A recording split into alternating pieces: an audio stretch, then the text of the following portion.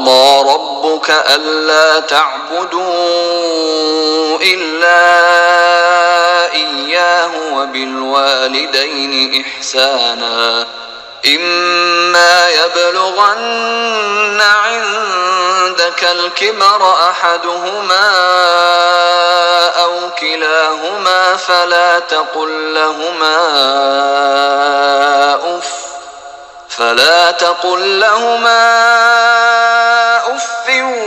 ولا تنهرهما وقل لهما قولا كريما واخفض لهما جناح الذل من الرحمة وقل رب ارحمهما كما ربياني صغيرا. إن الحمد لله نحمده ونستعينه ونستغفره ونؤمن به ونتوكل عليه ونعوذ بالله من شرور أنفسنا ومن سيئات أعمالنا من يهده الله فلا مضل له ومن يضلل فلا هادي له وأشهد أن لا إله إلا الله وحده لا شريك له وأشهد أن محمدا عبده ورسوله أرسله بالحق بشيرا ونذيرا. أما بعد فإن أحسن الحديث كتاب الله وخير الهدي هدي محمد صلى الله عليه وسلم وشر الأمور محدثاتها وكل محدثة بدعة وكل بدعة ضلالة وكل ضلالة في النار. يا أيها الذين آمنوا اتقوا الله حق تقاته ولا تموتن إلا وأنتم مسلمون. يا أيها الناس اتقوا ربكم الذي خلقكم من نفس واحدة وخلق منها زوجها وبث منهما رجالا كثيرا ونساء واتقوا الله الذي تساءلون به والأرحام إن الله كان عليكم رقيبا. يا أيها الذين آمنوا اتقوا الله وقولوا قولا سديدا يصلح لكم أعمالكم ويغفر لكم ذنوبكم ومن يطع الله ورسوله فقد فاز فوزا عظيما.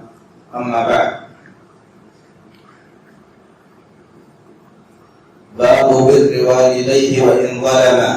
عن ابن عباس رضي الله عنهما قال ما من مسلم له والدان مسلمان يصبح إليهما محسنا إلا فتح الله له بابين يعني من الجنة وإن كان واحدا فواحد وإن أغضب أحدهما لم يرضى الله عنه حتى يرضى عنه.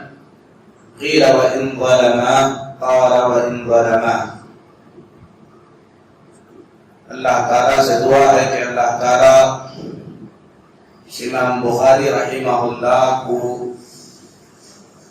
اپنی رحمتوں میں اور اپنی مہربانی میں جگہ دے. اللہ آپ کی قبر کو نور سے بھر دے. آپ کی کتابوں کو اللہ تعالیٰ آپ کے لیے ذخیرہ آخرت بنا دے. اللہ تعالیٰ تمام علماء مسلمین کی مغفرت فرمائے، ان پر رحم فرمائے. جیسا کہ آپ تمام کو معلوم ہے یہ امام بخاری رحمہ اللہ کی عظیم ترین کتاب الادب المفرد کے سلسلہ واری دروس میں سے ایک درس ہے. اور آج بروز سنیچر 24 جنوری بعد نماز عشاء ہم اس کا تقریباً تیسرا درس پڑھنے جا رہے ہیں اور ہمارے سامنے کئی ایک حدیثیں ہیں. اور یہ امام بخاری رحمۃ اللہ علیہ کی کتاب کا جو آغاز تھا والدین کے ساتھ حسن سلوک سے متعلق تھا، کیونکہ اللہ اور اس کے رسول صلی اللہ علیہ وسلم کے بعد اس دنیا میں ہمارے اچھے سلوک کے سب سے زیادہ حقدار ہمارے والدین ہیں. تو امام بخاری رحمۃ اللہ علیہ نے پہلے ماں باپ کے ساتھ حسن سلوک کی فضیلت بیان فرمائی، پھر اس کے بعد یہ مسئلہ بیان کیا کہ ماں باپ میں ماں کے ساتھ اچھا سلوک کرنا یہ باپ کے ساتھ اچھا سلوک کرنے سے 3 درجے بہتر ہے۔ ماں کے بعد اس دنیا میں ہمارے حسن سلوک کا سب سے بڑا حقدار والد محترم ہیں، انسان کے والد ہیں، ان کے ساتھ حسن سلوک کرنا چاہیے۔ اس کے بعد امام بخاری رحمۃ اللہ علیہ نے ایک مسئلہ بیان کیا، فرمایا باب بر والدیہ وان ظلما، ماں باپ کے ساتھ اچھا سلوک کرنا ضروری ہے، اگرچہ کہ انسان کے ماں باپ اس پر ظلم بھی کرتے ہوں۔ اگر کسی کے ماں باپ کسی کے ساتھ ظلم کرتے ہیں تو اس وقت بھی اللہ اور اس کے رسول صلی اللہ علیہ وسلم کا ہم کو یہی حکم ہے کہ ہم ان کے ساتھ اچھا سلوک کریں، اچھا برتاؤ کریں، چاہے ماں باپ کا یہ ظلم بچوں پر ہو۔ اگر آپ میں سے کسی کے ماں باپ آپ میں سے کسی پر ظلم کرتے ہیں، زیادتی کرتے ہیں، تب بھی آپ کو ان کے ساتھ کیا کرنا ہے؟ اچھا سلوک کرنا ہے۔ یا آدمی کے ماں باپ دوسروں کے ساتھ زیادتی کرتے ہوں، دوسروں کے ساتھ ظلم کرتے ہوں، آپ کے دوسرے رشتہ داروں کے ساتھ، پڑوسیوں کے ساتھ، تو آدمی یہ نہیں کہہ سکتا کہ میرے والد سب سے لڑتے رہتے ہیں اس لیے میں ان کی بات نہیں سنوں گا، میرے ماں باپ میرے ماموں کے ساتھ اچھے نہیں ہیں اسی لیے میں ان کے ساتھ اچھا سلوک نہیں کروں گا، میرے ماں باپ میرے پڑوسیوں سے لڑتے ہیں اس لیے میں ان کی اطاعت نہیں کروں گا، ایسے کہنا صحیح نہیں ہے۔ اگر وہ کسی کے ساتھ برا کر رہے ہیں تو یہ ان کا اپنا عمل ہے، وہ اپنی اس برائی کی وجہ سے بچوں کے حسن سلوک سے محروم نہیں کیے جائیں گے۔ اور اس سلسلے میں سب سے پہلی بات ہمیں یہ جاننا چاہیے کہ ظلموں میں سب سے بڑا ظلم کیا ہے؟ اللہ کے ساتھ کسی کو شریک کرنا۔ تو اللہ تبارک و تعالیٰ نے ماں باپ کے بارے میں فرمایا وَإِن جَاهَدَاكَ عَلَىٰ أَن تُشْرِكَ بِي مَا لَيْسَ لَكَ بِهِ عِلْمٌ فَلَا تُطِعْهُمَا، اگر تمہارے ماں باپ تمہیں کوشش کر کے تم سے شرک کرانا چاہیں جس کا تمہیں علم نہیں ہے تو تم ان کی بات مت مانو۔ آگے اللہ نے فوراً کہا وَصَاحِبُهُمَا فِي الدُّنْيَا مَعْرُوفًا، لیکن دنیا کے اندر ان کے ساتھ اچھا سلوک کرو۔ تو سب سے بڑا ظلم کیا ہے؟ شرک ہے۔ اگر اللہ نہ کرے کسی کے ماں باپ مشرک ہیں، اللہ کے ساتھ شرک کرتے ہیں، سب سے بڑا ظلم کرتے ہیں، تب بھی اللہ تبارک و تعالیٰ نے ان کے اس گناہ کی وجہ سے بچوں کو اس بات کی چھوٹ نہیں دی کہ آپ ان کے ساتھ اچھا سلوک کرنا چھوڑ دیں، بلکہ اللہ نے کہا وہ شرک کرتے ہیں اس کا حساب وہ دیں گے، لیکن آپ دنیا میں جب تک رہیں گے ان کے ساتھ اچھا برتاؤ کریں گے، اچھا سلوک کریں گے۔ اگر آدمی کے ماں باپ اسی بچے کے ساتھ زیادتی کرتے ہیں، وہ اچھا کرتا ہے پھر بھی گالی دیتے ہیں، ڈانٹتے ہیں، مال سے محروم کرتے ہیں، بہت ساری اچھائیاں جو اس کا حق ہے وہ اسے نہیں دیتے ہیں، ظلم ہو رہا ہے اس پر، تب بھی اسے اس بات کی اجازت نہیں ہے کہ ماں باپ میرے ساتھ برا کرتے ہیں تو میں بھی ان کے ساتھ برا کروں۔ اللہ نے اس کا حکم نہیں دیا، اس کی اللہ تبارک و تعالیٰ نے اجازت نہیں دی، بلکہ ماں باپ اگر ظلم بھی کریں ان کا ظلم آپ سہیں گے، برداشت کریں گے، اللہ سے اس کی آپ اجر کی امید رکھیں گے، لیکن ماں باپ کا جو حق ہے وہ حق آپ ادا کرتے رہیں گے، ان کے ساتھ اچھا سلوک کرتے رہیں گے۔ یہی وصیت ہے اللہ کی، یہی وصیت ہے اللہ کے نبی محمد رسول اللہ صلی اللہ علیہ وسلم کی۔ عبداللہ بن عباس رضی اللہ تعالیٰ عنہ فرماتے ہیں ما من مسلم لہ والدان مسلمان، کسی مسلمان کے اگر مسلمان ماں باپ ہیں اور باحیات ہیں، یسبق الیہما محسنا، اور وہ اپنی صبح ان کے ساتھ اچھا سلوک کرتے ہوئے کرتا ہے، یعنی صبح میں اٹھا، ان کے لیے نماز کا انتظام کیا، اٹھایا ان کو ادب کے ساتھ، ان کے وضو کا پانی رکھا، والد اگر کمزور ہیں تو ان کا ہاتھ پکڑ کر مسجد کو لے کر آیا، والدہ کے لیے نماز کی جگہ تیار کیا۔ صبح میں وقت سب سے بہترین کام ہے، اگر کوئی ایسا کرتا ہے، یا صبح کے وقت ان کے ساتھ جو بھی بہتر سلوک ہو سکتا ہے، صبح کو ان کی جو بھی ضرورتیں ہیں اسے پوری کرتا ہے، تو اللہ تبارک و تعالیٰ اس کے لیے جنت کے 2 دروازے کھول دیتا ہے۔ اگر کوئی آدمی اپنی صبح ماں باپ کے ساتھ حسن سلوک کرتے ہوئے، ماں باپ کی خدمت کرتے ہوئے، ماں باپ کو خوش کرتے ہوئے کرتا ہے، تو اللہ اس کے لیے جنت کے 2 دروازے کھول دیتا ہے۔ اگر ماں باپ میں سے ایک زندہ ہے اور وہ صبح کے وقت اپنی صبح کا آغاز اس کے ساتھ اچھا سلوک کرتے ہوئے کرتا ہے، ماں ہے یا باپ ہے، دونوں میں سے ایک ہے، تو اللہ تعالیٰ اس کے لیے جنت کا 1 دروازہ کھول دیتا ہے۔ اگر کوئی شخص اپنے ماں باپ کو ناراض کرتا ہے تو اللہ اس وقت تک اس سے راضی نہیں ہوتا جب تک کہ وہ اپنے ماں باپ کو راضی نہیں کر لیتا۔ آپ سے پوچھا گیا وَإِنْ ظَلَمَا، اے اللہ کے نبی صلی اللہ علیہ وسلم، اگر کسی کے ماں باپ اس پر زیادتی کرتے ہیں، اس پر ظلم کرتے ہیں، تب اسے کیا کرنا چاہیے؟ تو آپ نے فرمایا اگرچہ وہ ظلم کرتے ہیں، اسے ان کے ساتھ اچھا سلوک اور اچھا برتاؤ کرنا چاہیے۔ اس کے بعد امام بخاری رحمۃ اللہ علیہ دوسرا مسئلہ بیان کرتے ہیں، باب لین الکلام لوالدیہ۔ یہ مسئلہ کہ آدمی کو اپنے ماں باپ کے ساتھ گفتگو کا انداز، بات چیت کا انداز نرم رکھنا چاہیے، نرمی کے ساتھ بات کرنا چاہیے۔ نرمی کے ساتھ بات کرنے میں کئی باتیں ہیں۔ نرمی کے ساتھ بات کرنے کا مطلب ہے اچھے الفاظ اختیار کرے۔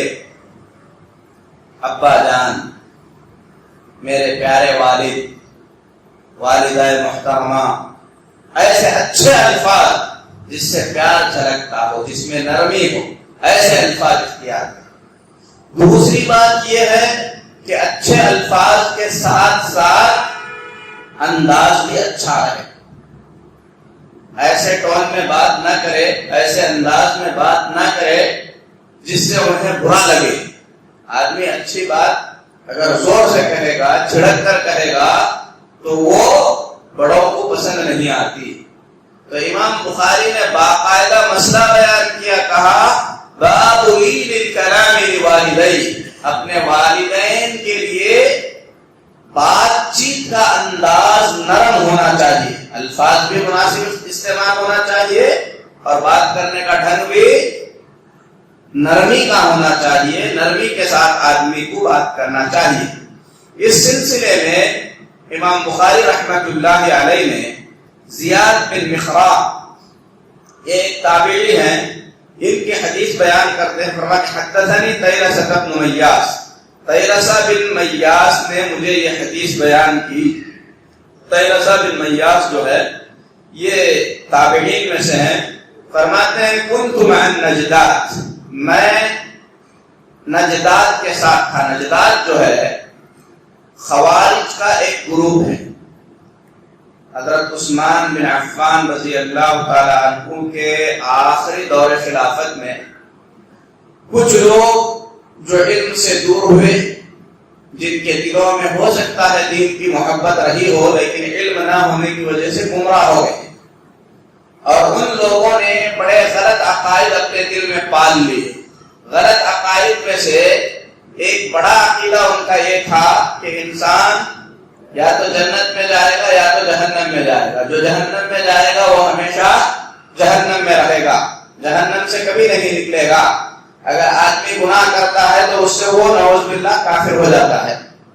ایسا عقیدہ تھا ان کا. تکفیری عقیدہ بھی کہتے ہیں اسے, خوارج کا عقیدہ بھی کہتے ہیں.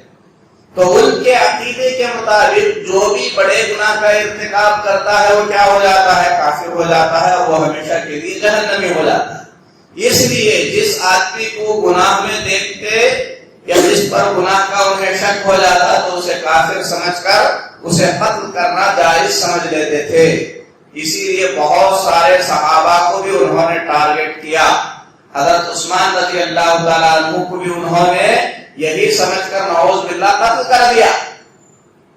تو یہ بہت بڑی گمراہی تھی جو اس وقت جو ہے کچھ لوگوں میں پھیلی تھی, اور اللہ کا فضل و کرم ہے کہ ان میں سے کوئی صحابی نہیں تھے. صحابہ سے دور ہو کر اپنے آپ سے کچھ لوگ خود سے علم حاصل کرنے کے چکر میں گمراہ ہو گئے. تو طیلسہ بن میاس فرماتے ہیں کہ میں بھی اسی گروپ میں سے تھا. فَأَصَبْتُ ذُنُوبًا لَا أَرَاهَا إِلَّا مِنَ الْكَبَائِرِ, مجھ سے بھی کچھ گناہ ہو گئے اور میں سمجھتا تھا کہ یہ کبیرہ گناہ ہے. تو فرماتے ہیں فَذَكَرْتُ ذَلِكَ لِابْنِ عُمَرَ, میری ملاقات عبداللہ بن عمر سے ہوئی. میں نے عبداللہ بن عمر سے اپنا مسئلہ بیان کیا. پہلے ان کو بتایا کہ میں گمراہ لوگوں کے ساتھ تھا, اللہ نے مجھے ہدایت دی, لیکن میں اس وقت کچھ گناہ ایسے کیا ہوں لگتا ہے کہ یہ کبائر میں سے ہیں, بڑے بڑے گناہوں میں سے ہیں. تو عبداللہ بن عمر نے پوچھا وہ گناہ کیا ہیں. اس آدمی نے ان گناہوں کا ذکر کیا, طیلسہ بن میاس, لیکن یہاں پر ان گناہوں کو بیان نہیں کیا گیا ہے. کیوں نہیں بیان کیا گیا ہے؟ کیونکہ آدمی کا نام آیا ہے اور اس کے گناہوں کا بیان کرنا گویا ایک طریقے سے اس کی غیبت ہے, اور اس کے گناہوں کو بیان کرنے سے کوئی فائدہ بھی علمی فائدہ نہیں ہے. اسی لیے اسے ستر میں رکھنے کے لیے, اس پر پردہ ڈالنے کے لیے ان گناہوں کو بیان نہیں کیا گیا. تو عبداللہ بن عمر نے پوچھا وہ کون سے گناہ ہیں. جب اس آدمی نے ان گناہوں کا ذکر کیا تو عبداللہ بن عمر نے فرمایا لیست هذه من الکبائر, یہ بڑے گناہ نہیں ہیں. تو آدمی جن لوگوں کے ساتھ رہتا ہے انہی کی سوچ, انہی کی فکر آدمی میں آ جاتی. تو وہ خوارج کے ساتھ تھا. خوارج کا جو مذہب ہے اس میں سختی ہے حد سے زیادہ. اپنے آپ کو بہت سیدھے سمجھ کر ہر چھوٹی چھوٹی چیز پر فوراً لوگوں پر فتوے لگا دینا شروع کر دیتے تھے. تو طیلسہ بن میاس چونکہ ایسے لوگوں کے ساتھ تھے, اسی لیے چھوٹے گناہوں کو بھی وہ بڑے گناہ سمجھنے لگے. تو گمراہی اسی طریقے سے آتی ہے. لیکن انہوں نے اچھا کام یہ کیا کہ آ کر عبداللہ بن عمر سے مل کر انہوں نے مسئلہ بیان کیا. عبداللہ بن عمر نے ان کو دین بھی سمجھایا اور الحمدللہ گمراہی سے بچنے کا راستہ بھی بتلا دیا. پھر فرمانے لگے کبائر جو ہیں, بڑے بڑے گناہ جو ہیں وہ 9 ہیں. اللہ کے ساتھ شریک کرنا ہے, کسی کو ناحق قتل کرنا ہے, میدان جنگ سے, جہاد کے میدان سے جب چلے جائیں دشمن سے ٹکر ہو تو پیٹھ دکھا کر بھاگنا ہے, پاک دامن عورتوں پر تہمت لگانا ہے, یہ 4 ہو گئے. سود کھانا ہے, یہ 5واں گناہ ہے. یتیم کا مال کھانا, یہ 6واں گناہ ہے. اور مسجد حرام میں الحاد کا کام کرنا, کفریہ کام کرنا ہے. والذی یستسخر, اور یہ بھی کبیرہ گناہ ہے کہ آدمی دین کا مذاق اڑانے لگے. پھر اس کے بعد فرمانے لگے وَبُكَاءُ الْوَالِدَيْنِ مِنَ الْعُقُوقِ, 9واں کبیرہ گناہ یہ ہے کہ آدمی اپنے ماں باپ کا دل دکھائے اور دل دکھنے کی وجہ سے ماں باپ رونے لگے, تو یہ کبیرہ گناہوں میں سے. عبداللہ بن عمر جو سب سے بڑے 9 گناہ ہیں ان گناہوں کو ذکر کرتے ہوئے اس میں سے ایک گناہ کیا بیان کر رہے ہیں, بُكَاءُ الْوَالِدَيْنِ مِنَ الْعُقُوقِ, ماں باپ کا دل دکھانا جس سے ان کی آنکھوں سے آنسو آ جائیں. اسے شرک کے ساتھ جوڑا گیا ہے, قتل کے ساتھ جوڑا گیا ہے, اسے سود کھانے کے ساتھ جوڑا گیا ہے, اسے پاک دامن عورتوں پر بہتان لگانے کے ساتھ جوڑا گیا ہے. اسی سے ہم سمجھ سکتے ہیں کہ ماں باپ کا دل دکھانا, ان کو تکلیف پہنچانا کتنا بڑا گناہ ہے. اللہ سے دعا ہے اللہ ہماری حفاظت کرے. پھر اس کے بعد تیسری حدیث اس مسئلے میں یہ بیان کی، حضرت ہشام بن عروہ فرماتے ہیں، عروہ بن مسعود سے روایت کرتے ہوئے، وَاخْفِضْ لَهُمَا جَنَاحَ الذُّلِّ مِنَ الرَّحْمَةِ، ماں باپ کے لیے رحم کے ساتھ اپنے بازوؤں کو بچھا دو۔ اس کا مطلب کیا ہے؟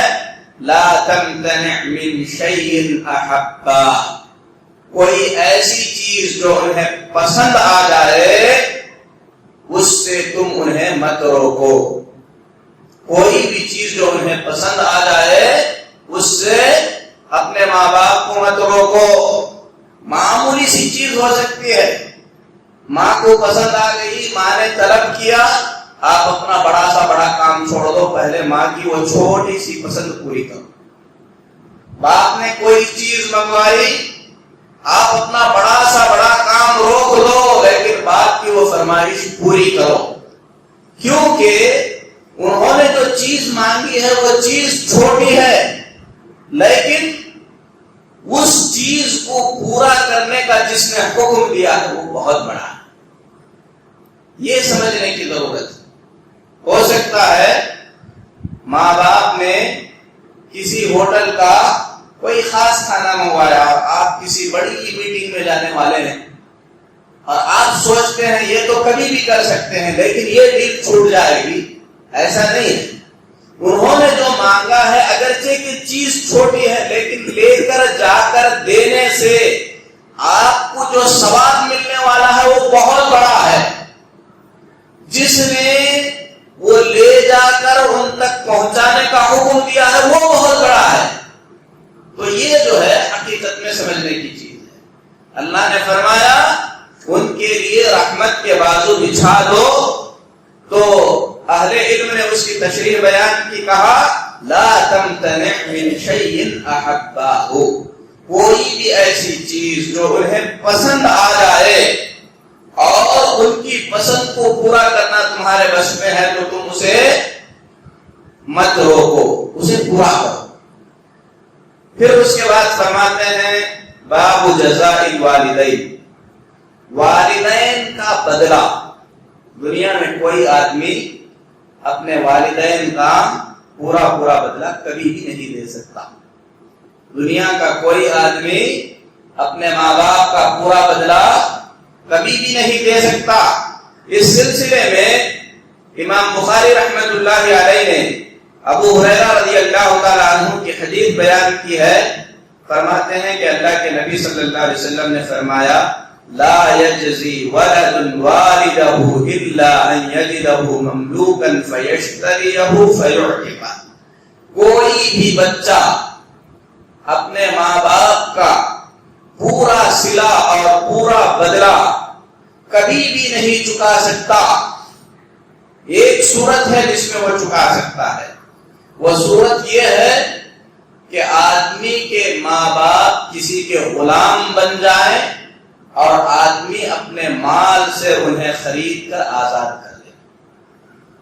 اگر کسی کے ماں باپ غلامی کی حالت میں کسی کو ملیں اور وہ انہیں خرید لے، خریدنے سے ہی وہ آزاد ہو جائیں گے، آزاد کرنے کی ضرورت نہیں ہے، کیونکہ کسی کا باپ اور کسی کی ماں کتنے بھی پیسے سے وہ کسی سے بھی خرید لے، ایک سیکنڈ کے لیے بھی اپنے بچے کے غلام نہیں بن سکتے۔ خرید لیا تو آزاد ہو جائیں گے۔ اگر اس نے خرید کر انہیں آزاد کر دیا تب ان کا بدلہ ادا ہو سکتا ہے، اس کے سوا ان کا بدلہ ادا نہیں ہو سکتا۔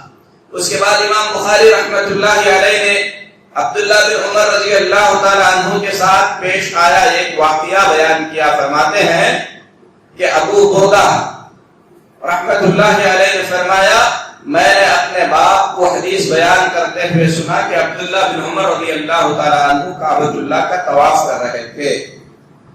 اسی دوران ایک یمنی آدمی، یمن کا ایک آدمی کعبۃ اللہ کا طواف کرتے ہوئے ملا، جو اپنی ماں کو اپنے کندھے پر اٹھائے ہوئے تھا، اور اٹھائے ہوئے وہ یہ کہہ رہا تھا انی لها بعیرها المذلل، میں اپنی ماں کے لیے بالکل سدائے ہوئے سکھائے ہوئے سواری کی طرح ہوں، اونٹ کی طرح ہوں، یعنی ایسا اونٹ جو اپنے مالک کو پریشان نہیں کرتا، جیسے بٹھایا بیٹھ جائے گا، جب سوار ہونا چاہے سوار ہو جائے گا۔ تو میں اپنی ماں کے لیے اس اونٹ کی طرح ہوں جسے سکھایا گیا ہے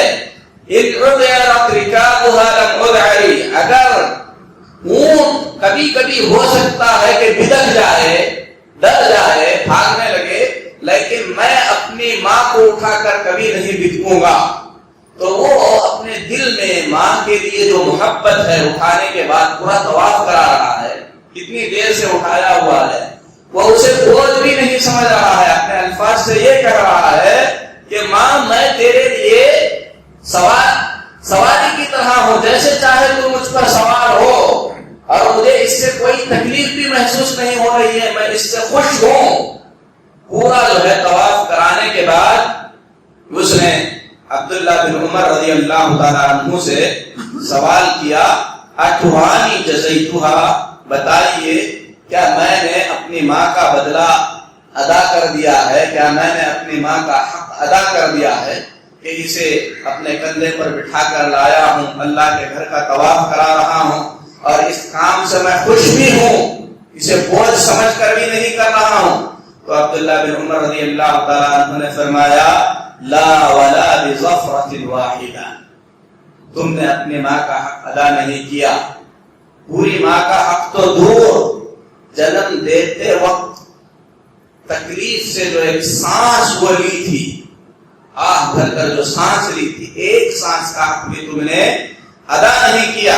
پھر عبداللہ بن عمر رضی اللہ تعالیٰ عنہ نے کعبۃ اللہ کا طواف مکمل کرنے کے بعد مقام ابراہیم کے پیچھے 2 رکعت نماز آپ نے پڑھی۔ پھر اس کے بعد آپ نے فرمایا، ان کل رکعتین تکفران ما امامہما، ہر 2 رکعت اس کے بعد 2 رکعتیں ان دونوں کے بیچ کے جو گناہ ہیں وہ جھڑ جاتے ہیں۔ اسی طریقے کا ایک واقعہ عمر بن خطاب رضی اللہ تعالی عنہ کے بارے میں بھی آیا ہے کہ ایک آدمی نے ان سے اسی طریقے کا سوال کیا، تو عمر بن خطاب رضی اللہ تعالی عنہ نے اس سے کہا تھا، تم نے اپنی ماں کا بدلہ ادا نہیں کیا، حق ادا نہیں کیا۔ تم میں اور اس میں فرق یہ ہے کہ تم اپنی ماں کی خدمت تو کر رہے ہو، لیکن دل میں کہیں نہ کہیں ماں کے موت کا انتظار ہے، اور جب ماں تمہاری خدمت کر رہی تھی، تمہاری پرورش کر رہی تھی، تو اس وقت تو اس کے دل میں ہمیشہ تمہاری زندگی کی خواہش رہا کرتی تھی، تم کو وہ پلتے پھولتے جوان ہوتے اور بڑا ہوتے دیکھنا چاہتی تھی، اور تم خدمت کر رہے ہو، لیکن کم سے کم یہ تو کہتے ہو کتنے دن بچے ہیں، کچھ دن خدمت کر لو، جبکہ وہ کہتی ہے وہ جب خدمت کر رہی تھی، وہ جب پرورش کر رہی تھی، تمہاری زندگی کا سوچ کر جو ہے وہ تمہاری پرورش کر رہی تھی۔ اسی طریقے سے ایک اور حدیث ہے، اس حدیث کو پڑھ کے ہم اپنی بات ختم کرتے ہیں، اور حدیث ہے ابو ہریرہ رضی اللہ تعالیٰ عنہ کی۔ ابو ہریرہ رضی اللہ تعالیٰ عنہ کو مروان بن حکم کبھی کبھی وہاں کا گورنر مقرر کرتے تھے جہاں پر وہ تھے ذوالحلیفہ میں، اور ان کی والدہ کا گھر بھی وہیں پر تھا۔ تو ابو ہریرہ رضی اللہ تعالیٰ عنہ جب وہاں سے جانے والے ہوتے تھے تو کھڑے ہو کر اپنی ماں کو سلام کرتے اور کہتے، السلام علیک یا امتا، اے میری پیاری ماں، تجھ پر اللہ کی سلامتی ہو، اللہ کی رحمتیں ہوں، اللہ کی برکتیں ہوں۔ ماں بھی کہتی تھی، اے بیٹا تجھ پر بھی اللہ کی سلامتی، اللہ کی رحمتیں اور اللہ کی برکتیں ہوں۔ پھر ابو ہریرہ فرمایا کرتے تھے، رحمک اللہ کما ربیتنی صغیرا، اے میری ماں اللہ تجھ پر رحم فرمائے، تو نے بچپن میں مجھے پال کر بڑا کیا ہے۔ اور ان کی والدہ بھی جواب میں کہا کرتی تھی، اے بیٹے اللہ بھی تجھے اس کا بہتر بدلہ دے، بڑے ہو کر تو نے میرے احسان کا بدلہ احسان سے چکانے کی کوشش کی ہے۔ تو ماں اور بچوں کے بیچ ایسا رشتہ ہونا چاہیے جس میں ماں باپ کے لیے بچہ دعا دے اور ماں باپ بچے کے لیے دعا دیں۔ ان کے لیے ماں اور بچوں کے بیچ، باپ اور بچے کے بیچ ہمیشہ رحمت اور مودت اور جو ہے احترام کا جذبہ رہے۔ اس بات کی آخری حدیث ہے کہ عبداللہ بن عمرو بن عاص رضی اللہ تعالیٰ عنہ فرماتے ہیں ایک آدمی اللہ کے نبی صلی اللہ علیہ وسلم کے پاس آیا اور آ کر اس نے آپ صلی اللہ علیہ وسلم سے ہجرت کے لیے بیعت کی۔